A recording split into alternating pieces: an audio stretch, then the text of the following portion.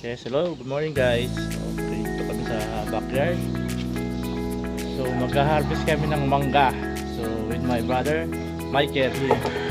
Okay, so mag-harvest kami ng mangga. Sobrang dami na at pwede nang harvestan. So ito, papakita ko sa inyo guys.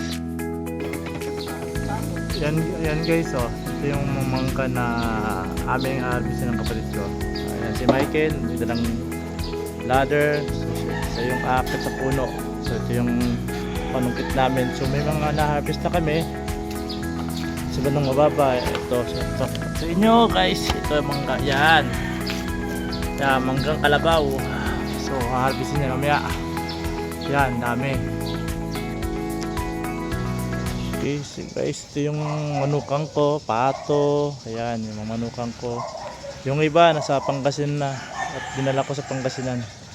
At mas maganda magparami doon at malawak ang lupain kaysa rito. So ito ito yung mangga na harvestin namin, itong punong ito, itong malaking punong ito. Ayan guys.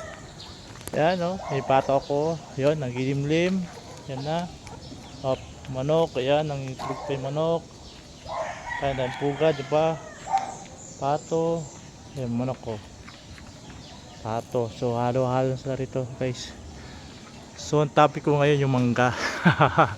Okay. Okay, yan na. Yan na guys oh.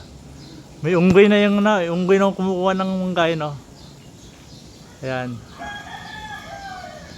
At binapato doon. Bombs away. Kunin mo Roy.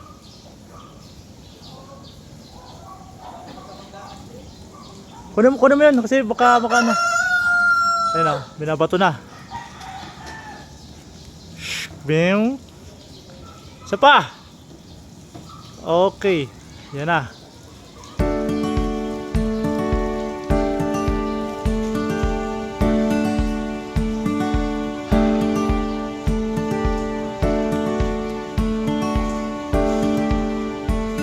Ang haba ng panungkit.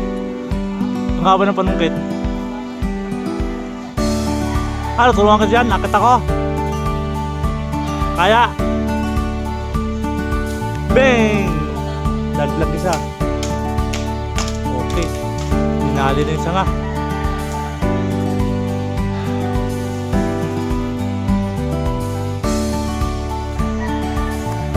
Okay. Bam! So, grabe ito magkahulog lang. Ano kaya? Saluhin ko lang kaya? Buti pa.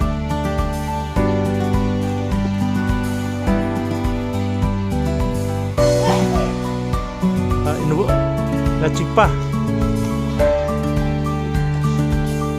So guys, ito pa lang namin nakukuha hanggang ngayon. Okay, yan. Ito dami nagkalaglagan na.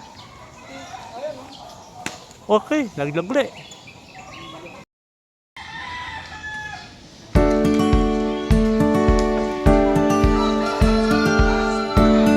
Roy, call mo Roy.